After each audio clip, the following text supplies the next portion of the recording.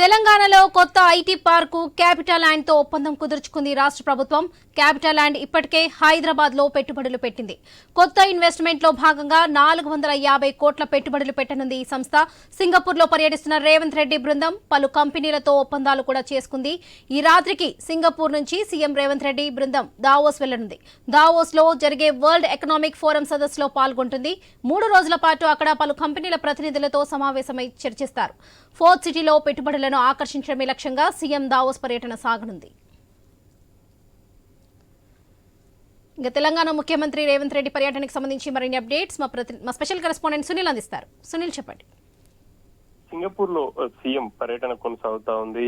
3 రోజులుగా ఆయన సీఎం విస్తృతంగా పర్యటిస్తున్నారని చెప్పాలి. వివిధ కంపెనీల ప్రతినిధులతో సీఎంతో పాటు మంత్రి శ్రీధర్ బాబు అధికారుల బృందం భేటీ అయింది.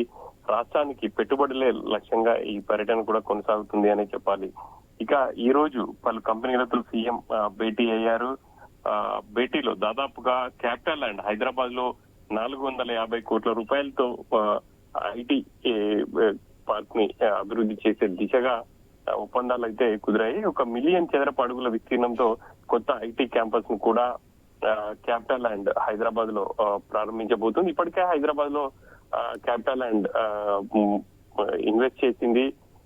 గతంలో 25 మెగావాట్ల ఐటీ లోడ్ డేటా సెంటర్ కు సంబంధించి పనులు కూడా పూర్తిగా వస్తున్నాయి. 2025 నాటికి చివరి నాటికి పూర్తి అయిపోయి అది అందుబాటులోకి రానుంది. ఇప్పటికే డిజిటల్ ఇన్ఫ్రాస్ట్రక్చర్ రంగంలో కీలకమైనటువంటి పెట్టుబడులు పెట్టారు. ఇక ఐఐటిహెచ్ 2వ దశకు సంబంధించి కూడా ఈ పనులకు ప్రారంభం కాబోతున్నాయని చెప్పేసి కూడా చెప్పుకోవచ్చు. ఇక సింగపూర్ కు సంబంధించి వివిధ కంపెనీలతో సీఎం ఫోర్త్ సిటీలో పెట్టుబడులకు ఆహ్వానించేందుకైతే ఆయన సింగపూర్ మంత్రులతో కూడా భేటీ అయ్యారు. వాళ్ళ నుంచి కూడా పాజిటివ్ గా రెస్పాన్స్ వచ్చిందని చెప్పేసి ప్రభుత్వ వర్గాలు అయితే చెప్తా ఉన్నాయి. ఇక ఈ రోజు సీఎం రేవంత్ రెడ్డి సింగపూర్ పర్యటన ముగియబోతుంది. ఈ రాత్రికి ఆయన సింగపూర్ నుంచి దావోస్ వెళ్తారు. 3 రోజుల పాటు అక్కడ వరల్డ్ ఎకనామిక్ ఫోరం సదస్సులో పాల్గొంటారు. ప్రధానంగా ఫోర్త్ సిటీలో పెట్టుబడులే లక్ష్యంగా ప్రభుత్వం ప్రత్యేకమైనటువంటి దృష్టి సారించింది. ఇక వివిధ కంపెనీల ప్రతినిధులతో కూడా సీఎం అదేవిధంగా మంత్రి శ్రీధర్ బాబు భేటీ కాబోతున్నారు. ప్రపంచవ్యాప్తంగా ఏఐ ఆధారిత రంగంలో వినూత్న మార్పుల్లో భాగంగా హైదరాబాద్ లో డేటా సెంటర్ హబ్ గా మార్చేందుకు ప్రభుత్వం అయితే ప్రయత్నాలు చేస్తుంది. అందులో భాగంగానే వివిధ కంపెనీలకు సంబంధించి ప్రతినిధులతో భేటీ అయి ఫోర్త్ సిటీలో పెట్టుబడులకు సంబంధించి అక్కడ ఉన్నటువంటి మౌలిక సదుపాయాలు ప్రభుత్వం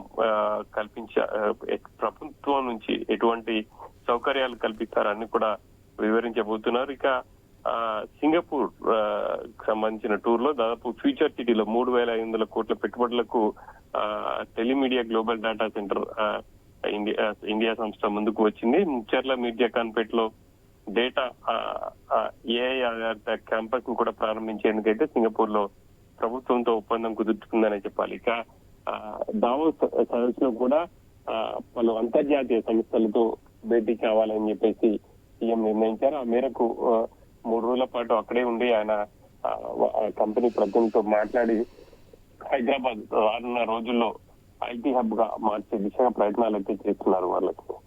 రైట్ సునీల్.